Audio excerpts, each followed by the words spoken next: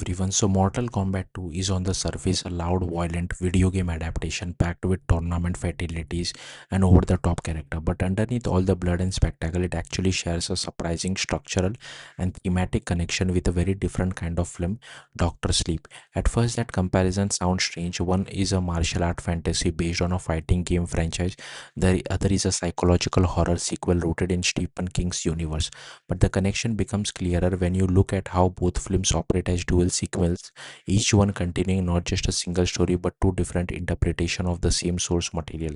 In the case of Doctor Sleep, director Mike Flanagan managed to create a sequel that works both as a continuation of Stephen King's original The Shining novel and Stanley Kubrick's The Shining adaptation. Despite those two versions have very different tones, endings, and character interpretation, the result is a hybrid sequence that respects both timelines while forging his own identity. Mortal Kombat 2 pulls off something similar in its own franchise context. It continues the story established in the 2021 reboot of Mortal Kombat while also deliberately echoing elements from the earlier 1995 cult film adaptation. That older movie is remembered for its campy tone, tournament structure, and iconic character portrayals, especially its version of Johnny Cage, Kano, and Sub Zero. The sequel certainly blends those legacy elements with more grounded continuity established in the modern films. This dual identity is most noticeable in tone. On one hand, Mortal Kombat 2 leans into the darker mythology and expanded lore introduced in the 2021 film. On the other, it embraces the cheesy energy and stylized fight structure that made the 1995 version so memorable. The result is a movie that feels like it's speaking to two generations of fans at the same time.